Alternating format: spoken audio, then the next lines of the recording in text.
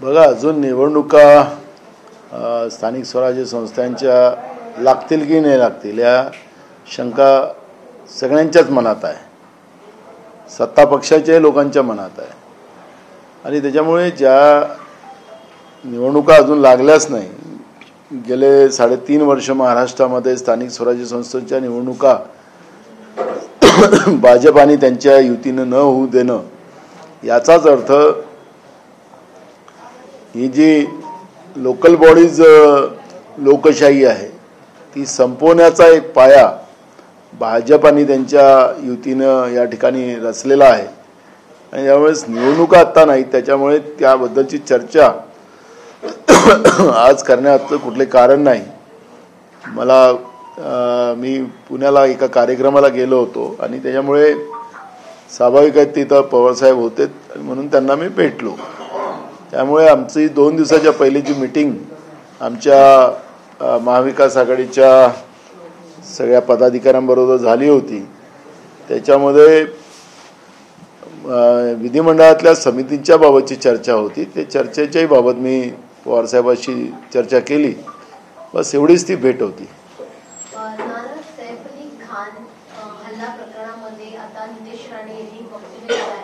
संशय त्यांनी उभा केला आहे आणि कुठेतरी जिहादचा मुद्दा जो आहे वळण त्यांनी या सर्व प्रकरणाला दिला आहे. कसं आहे की धर्म आणि राजकारण हा भाजपचाच अजेंडा आहे. जनतेचे मूळ प्रश्न बाजूला कसे सारायचेत आणि त्याच्यामध्ये धार्मिक तेढ निर्माण करून जनतेचे मूळ प्रश्न बाजूला सारणं ही भूमिका भाजपची राहिलेली आहे. त्याच्यामुळे या गोष्टीतलं कुठलंही तथ्य नाही. दुसरा महत्त्वाचा प्रश्न आहे की आज दैनिक भास्करनी ज्या दिवशी सैफ अलीवर जो हमला झाला होता आणि त्याच्यामधून जो पायांवर जो व्यक्ती त्या ठिकाणी दिसत होता, तो व्यक्ती आणि पकडलेला व्यक्ती याच्यामध्ये फरक आहे, अशा पद्धतीचं एक दैनिक भास्करच्या माध्यमातून एक गोष्ट पुढे आलेली आहे. मी पण आत्ता सापडलेला आरोपी आणि तो पायऱ्यावर दिसणारा आरोपी या दोघांमध्ये फरक त्या ठिकाणी दिसतो आहे. त्याच्यामुळे पोलिसांनी जो सुरुवातीला तशाच दिसणारी काही माणसं पकडलेली होती आणि नंतर सोडली गेली होती, पण आता जो पकडलेला आहे तो खरा आरोपी आहे काय, हा प्रश्न या निमित्तानं निर्माण झालेला आहे. आणि म्हणून सरकारमध्ये बसलेल्या लोकांनी हे धार्मिक तेढ निर्माण करण्यापेक्षा असली गुन्हेगार कोण आहे, याच्या पाठीशी नेमकं कोण आहे, या सगळ्या गोष्टीकडे लक्ष घालण्याची गरज आहे. कारण की एका सिने अभिनेतेवर एका सुरक्षित भागात या पद्धतीचा जीवघेणा हमला होणं, याचाच अर्थ मुंबई शहरामध्ये राहणारे अनेक फिल्म स्टार आणि त्याच्यामधून बॉलिवूड ही जी काही निर्मिती महाराष्ट्रामध्ये मोठ्या प्रमाणात निर्माण झालेली आहे आणि त्याच्या माध्यमातून महाराष्ट्राला रेव्हेन्यू मिळतं आणि मुंबईची एक ओळख त्या माध्यमातून निर्माण झालेली आहे. उद्या याच मुंबईमध्ये सुरक्षित भागामध्येच हे कलावंत सुरक्षित नाही, गावातला सरपंच सुरक्षित नाही, सामान्य लोक सुरक्षित नाही, अशी जी भीती जेव्हा महाराष्ट्रात निर्माण झाली तर महाराष्ट्राची काय परिस्थिती निर्माण होणार आहे हे समजूनच अंगावर काटे उभे होतात. पण सत्तेमध्ये बसलेली लोक धर्माच्या नावानं राजकारण करायला निघत असतील ते महाराष्ट्राचं दुर्दैव आहे. आणि म्हणून कोण काय बोलतो याच्यापेक्षा हे जे काही दैनिक भास्करमधून जे काही आज जे गोष्ट पुढे येत आहे त्याच्याकडे सरकारने लक्ष घालावं आणि मुंबई पोलिसांनी लक्ष घालावं, ही भूमिका काँग्रेस पक्षाची आहे. सैफ अली खान प्रकरणात नितेश राणे असं म्हणतात की एखादा मुस्लिम कोणी खान फॅमिलीचा असला तर सुप्रिया सुळे किंवा जितेंद्र आव्हाड सारखे जे नेते आहेत ते जास्त बोलतात. एखादा हिंदू कडे असं झालं असतं तर हे फार बोलले नसते. हा जो काही प्रकार आहे, मंत्री म्हणून नितेश राणे अशा पद्धतीचं वक्तव्य करतायत, यावर तुमचं काय म्हणणं आहे? मला सरकारमध्ये बसलेली लोक, मी कुठल्याही एका व्यक्तीचं तुम्ही नाव घेता मला घ्यायचं नाहीये, राजपूतच्या घटनेच्या वेळेस हे प्रकरण सीबीआयकडे गेलं. सीबीआयकडे गेल्यानंतर सीबीआयने अजूनपर्यंत राजपूतच्या प्रकरणामध्ये जी काही लोक त्या लपलेली आहेत त्याच्यामध्ये त्या घटनेच्या मागं अजूनपर्यंत शोध का नाही काढला, का कारवाई नाही झाली? राजपूत तर हिंदू होता. त्यावेळेस आम्ही प्रश्न उपस्थित केला होता. राजपूतच्या मॅटरमध्ये अनेक आपल्या संघटनांनी त्या काळात मोर्चे काढले. केंद्रात सरकार आहे, राज्यात तुमचं सरकार आहे आणि छोटा मोठा काळ नाही, 2.5 वर्ष ते गेले. आता पुन्हा आता तुमचं बाळपण सुरू झालं, त्याच्यातही भांडणं चालूच आहे साध्या पालकमंत्रीसाठी. अहो, धर्मापेक्षा जाण्यापेक्षा आज मुंबई संपते आहे, मुंबईतलं बॉलिवूड संपेल, त्याची काळजी तर करा ना. राज्याच्या तिजोरीत येणाऱ्या रिसिप्ट आहेत त्या कमी होतील पुढच्या काळात. आणि नुसतं अभिनेताच नाही तर राज्यातला शेतकरी सुखी नाही, सुरक्षित नाही, तरुण सुरक्षित नाही, सरपंच सुरक्षित नाही, ही परिस्थिती आहे. तुम्ही अजूनही धर्मावर अडलेलात. हा प्रश्न या निमित्ताने निर्माण होतो आहे. त्याच्यामुळे काँग्रेस पक्षाला कुठल्या धर्मावर जास्त चर्चा करण्यापेक्षा आज महाराष्ट्रामध्ये जे काही परिस्थिती निर्माण झालेली आहे, महाराष्ट्रामध्ये जी असुरक्षितता निर्माण झालेली आहे, त्यावर जास्त भर देण्याची गरज आहे, हे काँग्रेस पक्षाचं मत आहे. ज्याला धर्माच्या नावानं राजकारण करायचं असेल सत्तेमध्ये बसून तो त्यांचा प्रश्न आहे.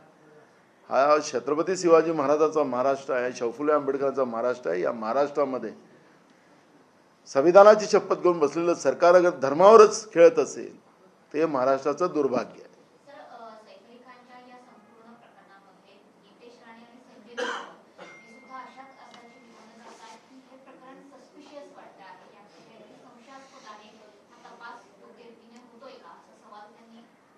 म्हणून दैनिक भास्करची भूमिका मी या ठिकाणी मांडत असताना त्यांनी जे काही त्याच्यातलं संशोधन केलं त्याच्यावरच मी भूमिका मांडलेली आहे. त्याच्या मुळापर्यंत पोलिसांनी जावं ना. पोलिसांनी पहिले पण तसा दिसणारा व्यक्ती पकडला होता. आता पुन्हा दैनिक भास्करनी जी भूमिका मांडलेली आहे तसाच दिसणारा माणूस पकडला, पण तो नाही आहे. पोलिसांनी याचं जस्टिफिकेशन केलं पाहिजे, स्पष्टीकरण दिलं पाहिजे.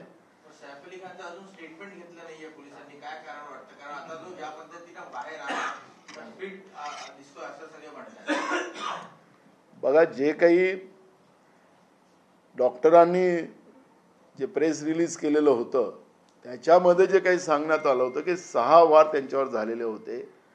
त्यांच्या पाठीच्या कण्याच्या भागामध्ये कण्याला न लागता त्यांच्या मसलमध्ये ते चाकू त्या ठिकाणी घुसलेला होता, त्यामुळे ते बचावलेले होते. हे पहिल्याच दिवशी त्यांनी सांगितलं. आता ते काही धोका कुठलाही नाही, एकदम धोक्याच्या बाहेर आहे असंच पोलीस त्यावेळेच्या डॉक्टरच्या प्रेस रिलीजमध्ये त्यांनी सांगितलेलं होतं. आता डॉक्टरचं काम डॉक्टर करेल. आता जे लोक बोलतात ते डॉक्टर आहेत की मला माहिती नाही, ते कुठले डॉक्टर आहेत तर त्यांचा तपास आता करावा लागेल. नागपूरमध्ये कोचाडे डिग्री देणारा माणूस होता, तसं लीलावतीमध्ये असलेले डॉक्टर ते कमी म्हणजे कोचाडे आहेत का आणि हे बाहेर बोलणारे लोक हे खरे डॉक्टर आहेत का? तर हे सगळे प्रश्न निर्माण होतात. डॉक्टरांनी जे प्रेस रिलीज केलं ते तुमच्याच माध्यमातून केलेलं होतं. जे काही आम्ही ऐकलं ते डॉक्टरांच्या ह्याच्यावर आम्ही सांगतोय. आम्हाला कुठल्या सैफ अलीची बाजू घ्यायची आहे किंवा कोणाची घ्यायची आहे असा मुद्दा नाही. पण हे अशा पद्धतीचं जे कृत्य आज महाराष्ट्रात होते आहे, मुंबईसारख्या शहरात होत आहे जिथं सरकार बसते, त्या ठिकाणी लोकच असुरक्षित असेल तर मग महाराष्ट्रातली परिस्थिती काय असेल त्याची ओळख आहे ना. शीतावरून भाताची परीक्षा केली जाते. आज आपण मुंबईमध्ये सुरक्षित भागात तिथंच लोक सुरक्षित नसेल तर महाराष्ट्रातल्या कान्याकोपऱ्यात काय परिस्थिती असेल ही याच्यातून ओळख होते. त्यामुळे मला याच्यातलं राजकारण करायचं नाही, काँग्रेसला राजकारण करायचं नाही. वस्तुस्थिती जनतेसमोर यावी हीच अपेक्षा आमची आहे.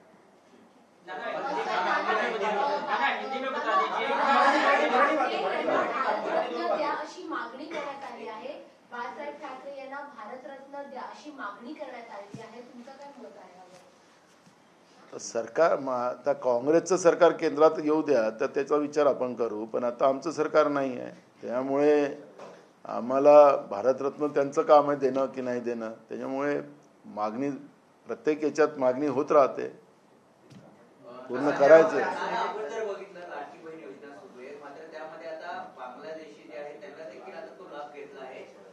बांगलादेशी जे आहेत महाराष्ट्रामध्ये राहतात त्यांच्यावर कारवाई देखील केली जाते, कसं पाहताय? मला एक प्रश्नच कळत नाही. मी काल पण तो उपस्थित केला होता. आपल्याला माहिती असेल की भाजपचा अल्पसंख्याक सेलचा अध्यक्ष हा बांगलादेशी होता मुंबईमध्ये. तो प्रश्न आम्ही उपस्थित केला. त्याच्यानंतर तडकाफडकीनं त्या बांगलादेशीला त्या अध्यक्षपदातून काढलं गेलं.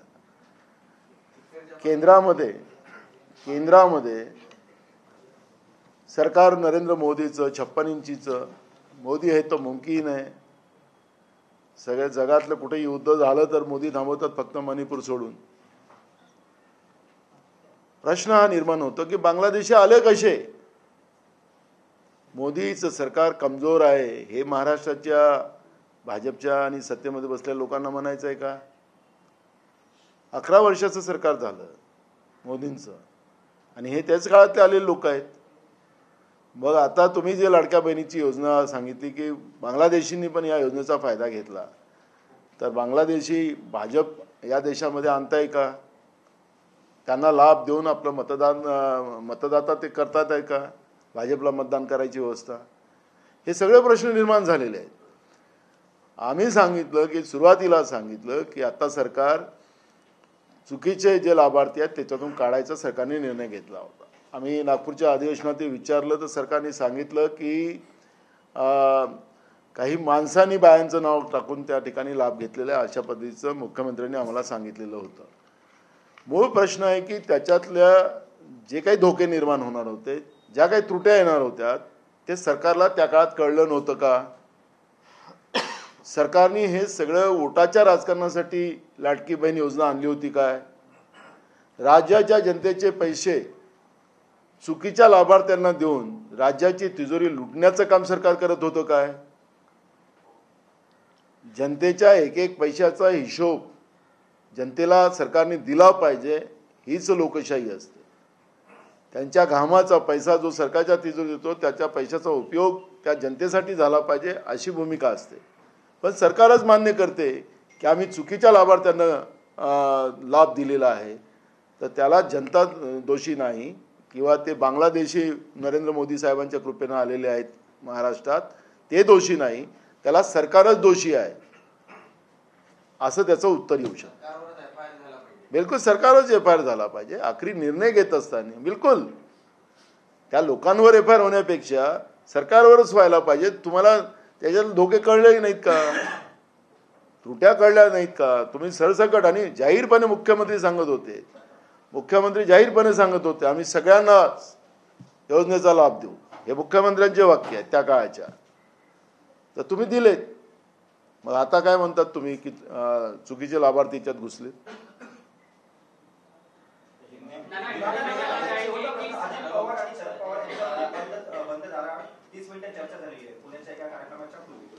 तर त्यांना परिवारातले आहेत ते एकाच, काही वेगळे तर नाही आहे. हे पाकिस्तान किंवा भारत असं काही दोन भाग तर नाहीच आहेत. अजित पवारही बारामतीत राहतात आणि शरद पवारजी पण बारामतीत राहतात. तर बोलतातच, आपल्या राज्याची परंपरा आहे, तर ते तो कुटुंब आहे, तर त्याला कुठलं काही राजकारण होऊ शकतं असं मला वाटत नाही. मैं कहना चाहेंगे कि सैफ अली खान पर जो हमला हुआ उसके बाद इलाज लेकर वो वापस भी आए, लेकिन अब कई जो मंत्री हैं वो उन पर सवाल उठा रहे हैं और ये कह रहे हैं कि जिस तरीके से उनकी बॉडी लैंग्वेज है, ऐसा लगता नहीं है कि जिस तरीके की थ्योरी बनाई जा रही है वो सही है. देखो, दो चीज़ें है कि आज ही दैनिक भास्कर ने जो एक रिपोर्ट पेश किया है उसमें एक स्पष्टता आई है कि जो सैफ अली के ऊपर जो हमला किया था, वो जो सीढ़ियों के ऊपर जो व्यक्ति को दिखाया जा रहा है वो और अभी जो पकड़ा गया जो व्यक्ति है उसमें फ़र्क है, ऐसा उनका कहना है. उन्हें कई तरफ से उसकी जांच भी की है और उसी आधार पर उन्हें वो रिपोर्ट दी है, इस तरह का उन्हें कहा है. तो हमने भी उसको गौर से देखा है कि सैफ अली को मारने वाला जो व्यक्ति था उसमें और सीढ़ी पे उतरने वाला व्यक्ति और जो पकड़ा गया व्यक्ति में फ़र्क है. पुलिस ने तुरंत इस बात का स्पष्टीकरण देना चाहिए और इसलिए देना चाहिए कि आज मुंबई के सुरक्षित एरिया में सिने अभिनेता भी अगर सुरक्षित नहीं है तो बॉलीवुड जो मुंबई की एक शान है और महाराष्ट्र की एक शान है, वो यहाँ से जगह छोड़ने को भी ज़्यादा समय नहीं लगेगा और उसका नुकसान महाराष्ट्र को होगा, ये खतरा हमें लगता है। एक, महाराष्ट्र में गांव का सरपंच भी सुरक्षित नहीं है, आम पब्लिक भी सुरक्षित नहीं है, यही बात सामने आती है।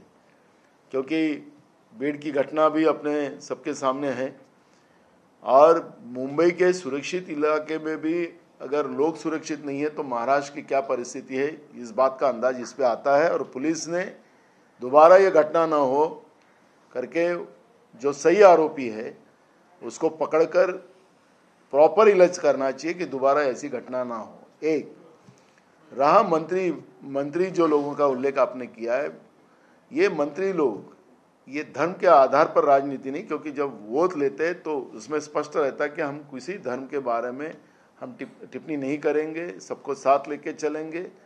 लेकिन वोट लेने के बाद, इस तरह की वोट लेने के बाद भी अगर मंत्री लोग धर्म के आधार पर राजनीति करते हैं तो वो संविधान का अपमान कर रहे हैं, ये बात स्पष्ट होता है। और रही बात अभिनेता, ये जो हमारे देश में रहा है या कोई भी रहा है जो देश का नागरिक है, वो धर्म से और जात से आगे वो देश का आदमी रहता है, हिंदुस्तान का आदमी होता है। और इसलिए इस तरह की बातें ना हो। और रही राजपूत के घटना की बात, हम और उसको याद दिलाएंगे कि केंद्र सरकार ने सीबीआई की तरफ इसकी पूरी जांच ली थी। अभी उसको 3 साल पूरे हो गए, 3.5 साल पूरे हो गए। क्या सीबीआई की जांच क्यों पूरी नहीं हुई 3.5 साल में? यही फडणवीस सरकार ने उस समय ये जांच सीबीआई की तरफ दी थी। नहीं, खुद केंद्र सरकार ने उस समय में सुमोटो ये इंक्वायरी सीबीआई की तरफ दी थी। तो क्या 3.5 साल में राजपूत के बारे में अभी तक तथ्य क्यों सामने नहीं आया? वो भी तो हिंदू था। सैफ अली अगर मुस्लिम है तो उसको ये सरकार में बैठे हुए लोग बात करते हैं। बात एक हिंदू या मुसलमान की नहीं है, बात यह है कि हमारा महाराष्ट्र असुरक्षित हो चुका है, लोगों में डर पैदा हो चुका है, पुलिस कमजोर हो चुकी है, ये भावना लोगों में हुई है। और अगर पुलिस ने गलत आरोपी को पकड़ के लाकर उससे झूठ मूठ का कबूल कर लिया तो कोर्ट में वो छूट जाएगा। और आपने देखा होगा कि पुलिस को रोज कोर्ट फटकार लगा रही है। बदलापुर के घटना में अक्षय सिंधे का फेक इनकाउंटर उन्होंने किया, ये हाल ही में सरकार को, पुलिस को कोर्ट ने फटकार लगाई। दूसरा कल की ये घटना, वो बोगस फाइनेंस कंपनी टोरेस के बारे में भी कल कोर्ट ने पुलिस को ही पकड़ा। आखिरी कोर्ट भी पुलिस को रोज फटकार लगा रही है, पहले कभी नहीं था महाराष्ट्र में। इसके पीछे कौन है? पुलिस को कमजोर किसने किया? क्या रिटायर अधिकारी को कुर्सी पे बिठाकर उनके हाथ में की पोस्ट देकर महाराष्ट्र के पुलिस को मजबूत करने की जगह महाराष्ट्र के पुलिस को कमजोर करने का काम इन लोगों ने किया? रिटायर अधिकारी, जैसे केंद्र की सरकार में रेलवे मंत्री रिटायर अधिकारी, विदेश मंत्री रिटायर अधिकारी, तो रिटायर अधिकारी अगर देश चलाएंगे, रिटायर अधिकारी राज्य चलाएंगे, तो राज्य रिटायर करने की नौबत ये लोग ला रहे क्या? ये कई सवाल इसमें खड़े हो रहे हैं। और इसलिए सरकार और पुलिस ने तुरंत, जो दैनिक भास्कर ने जिस बात का खुलासा आज किया है, उस बात का स्पष्टीकरण तुरंत पुलिस ने और सरकार ने देना चाहिए, ये मांग कांग्रेस पार्टी करती है। एक और बांग्लादेशियों को लेकर महाराष्ट्र भर में जो है वो ड्राइव चलाया जा रहा है, लगातार कार्रवाई की जा रही है, उनके नेता जो है कई बातें कह रहे हैं। वहीं दूसरी ओर ऐसा देखा गया है कि लाडली बहन स्कीम का जो बेनिफिट है वो कई बांग्लादेशी अवैध रूप से रह रहे हैं, वो भी इस स्कीम का फायदा ले रहे हैं। तो क्या इसके लिए सरकार जिम्मेदार है, और अगर है तो कार्रवाई किस पर हो?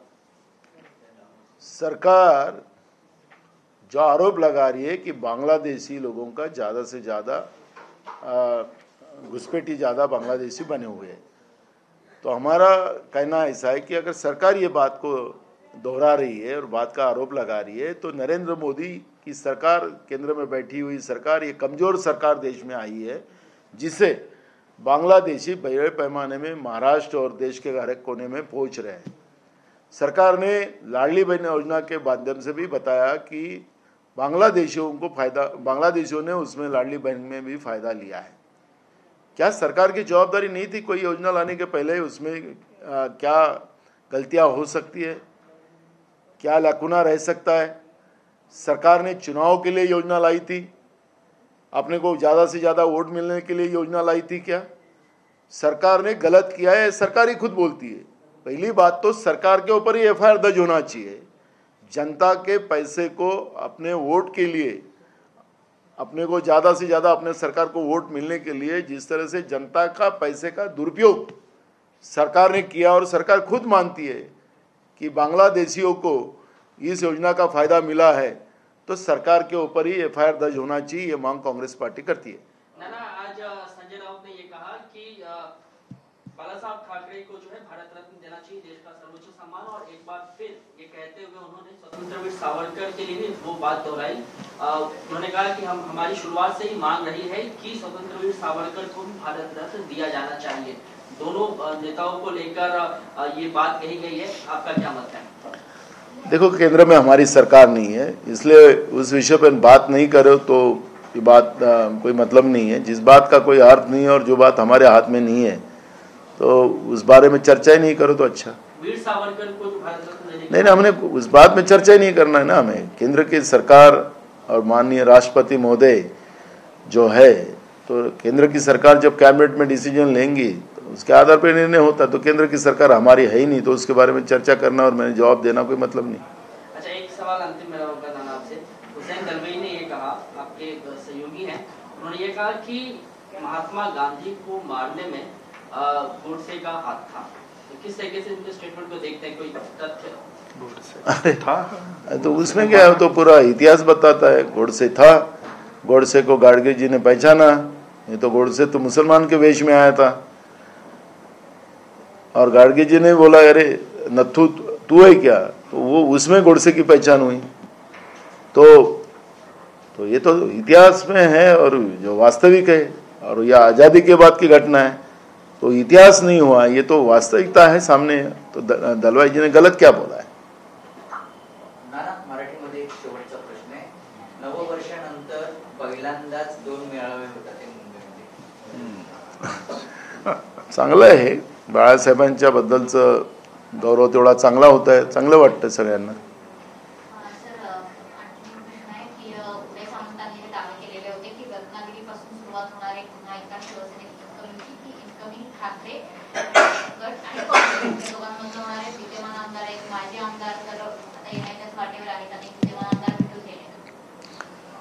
मला असं वाटतं की मताचा डाका टाकून निवडून आलेलं हे सरकार आहे। त्यांची मानसिकता काय असेल तर त्याच्यातून हे स्पष्ट होत आहे। वैचारिक यांचा फक्त वैचारिक व्यवस्था यांची फक्त डाक्यांचीच आहे। निवडणूक आयोग आम्हाला उत्तर देत नाही। मतं वाढली कशी, रात्रीच्या 11:30 वाजेपर्यंत झालेली मतं 76 लाख कुठून आलेली, त्याचं उत्तर आम्हाला निवडणूक आयोग देत नाही। त्याच्यामुळे हे डाका टाकून आलेली सरकार, जवळपास 65% मंत्री त्यांच्यावर कोणावर खुनाचे आरोप आहेत, कोणावर फसवणुकीचे आरोप आहेत, असे 65% मंत्री या मंत्रिमंडळात आहे। आता या मंत्र्यांकडून काय अपेक्षित असेल तर डाकाच राहील ना, लूटपाटच राहील। याचे आमदार तोडू, त्याचे लोक तोडू, त्याचे हे करू, तर ती मानसिकता राहणार आहे। तुम्ही आता आलेत, डाका टाकून आलेत, काय आलेत, तुम्ही मंत्री झालात, सरकार बनली तुमची, तर राज्याच्या जनतेचा विचार करा ना। अजून आता तुरीचे भाव रोज पडत चाललेत। तुम्ही दिल्लीमध्ये बसलेलं सरकार, इकडे शेतकऱ्यांच्या तुरी निघाल्यात आणि तिकडून आता इम्पोर्ट करतात आहेत। मोठ्या प्रमाणात इम्पोर्ट केला, तुरीचा भाव खाली पडला, शेतकरी बर्बाद होत आहे। सोयाबीनची खरेदी 31 जानेवारीपर्यंत ठेवू, सांगितलं होतं मुख्यमंत्र्यांनी. कुठं आता केंद्र सगळे बंद आहे, कापसाचा तोच झाला आहे, धानाचा तोच झाला आहे, शेतकरी बर्बाद झालेला आहे, बेरोजगारांचे तेच हाल आहेत, महागाईचं तर काही कोणी चर्चाच करायचं कार्यक्रम नाही. या अशी परिस्थिती महाराष्ट्रात आहे, कायदा सुव्यवस्था नाही. त्याच्यावर या मंत्र्यांनी लक्ष घातलं पाहिजे. आम्ही यांचे आमदार फोडू, त्यांचे आमदार फोडू. आता त्यांच्यातच काय चाललेलं आहे सध्या पालकमंत्र्यासाठी, जसं मुख्यमंत्री लढाई चालू आहे पालकमंत्र्यासाठी. मलाईचे खाते किती मलाई खाणार माहीत नाही. तर त्याच्यामुळे ही जी काही मानसिकता आता या सरकारची आहे ती स्पष्ट होते. मला वाटतं की त्या अशा गोष्टीवर काँग्रेसकडून कुठली प्रतिक्रिया यावी की आमचे आमदार तोडणार, त्याचे तोडणार, ती वेळ सांगणार की कोणाचं काय होणार. त्याच्यामुळे मला आता त्याच्यावर काही फार काही बोलायचं नाही. आम्हाला काँग्रेसला जनतेचे प्रश्न महत्वाचे आहेत. चोरी से जाए हेराफेरी से न जाए.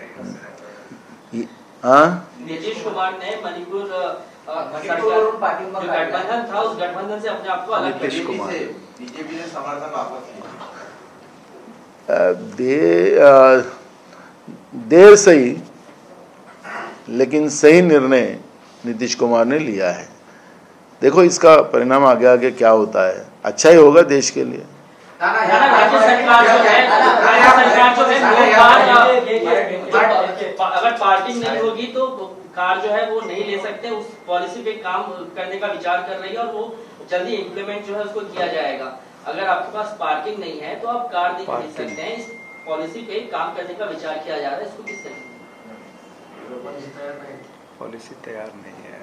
आणते ना यार, विचार आणते. पॉलिसी होऊ द्या ना. सर माझा प्रश्न असा आहे, आता जे बोलले हे तो नितीश कुमार यांनी यांना पाठिंबा काढून टाकला मणिपूर.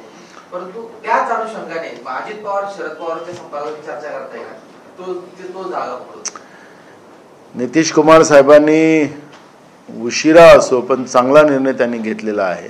त्याचं स्वागत आम्ही करतो आणि त्याचा फायदा निश्चितपणे देशाच्या हितासाठी होईल अशा अपेक्षा आम्ही बाळगतो. पार्किंग रिलेटेड नई पॉलिसी लाने वाली है गवर्नमेंट. दे आर मेंशनिंग कि पार्किंग हो गया, जवाब दे दिया मैंने. सर आपने प्रॉपर्ली जवाब नहीं, हिंदी में दे दिया. पॉलिसी ड्राफ्ट तो होने दो. अभी ड्राफ्ट भी नहीं हुआ. नहीं, सर ने वही बोला, अभी ड्राफ्ट तो होने दो. बट आप सपोर्ट करेंगे, अपोज करेंगे? अभी बेटा होने दे कि बेटी हो रही है तो पता तो कर देना. सपोर्ट नाम तभी रखेंगे ना. बेटी हुई तो बेटी का नाम रखेंगे, बेटा हो तो बेटे का नाम रखेंगे. होने तो दो. मुंबईत विक्रोळी आणि अंधेरी परिसरामध्ये म्हाडाच्या मुंबई झोपडपट्टी सुधार मंडळाने एक अतिशय थक्क करणारा भ्रष्टाचार केलेला आहे आणि तो लोकशाहीने उघडकीस आणलेला आहे. जवळपास सुरक्षा भिंतीचं जो बांधकाम आहे त्यामध्ये 10 वर्ष निविदा काढून जवळपास 38 कोटींचा जो काय आहे तो डल्ला मारलेला आहे. आणि यामध्ये जे जे अधिकारी आहेत त्यांनी आणि ठेकेदारांनी संपूर्ण भ्रष्टाचार केलेला आहे. कसं पाहतो? मूळ प्रश्न मी पाहत होतो लोकशाही चॅनलमध्ये की विक्रोळीच्या भागामध्ये म्हाडाच्या माध्यमातून ज्या काही आवार भिंतचे कामं जी कागदावर दाखवून पैसे जनतेचे लुटायचं काम, त्या भागातले लोकप्रतिनिधी, अधिकारी, ठेकेदार यांच्या संगनमतानी त्या ठिकाणी मोठ्या प्रमाणात जनतेच्या पैशाची लूट करताना आम्ही पाहिलेला आहे. आम्ही सरकारला आपल्या बातमीचा, लोकशाहीच्या बातमीचा आधार घेऊन सरकारला आम्ही पत्र देणार आणि याच्यावर SIT नेमून चौकशी करून जेवढे दोषी असतील त्यांच्यावर कारवाई करावी ही मागणी काँग्रेस पक्षाच्या वतीने केली जाईल.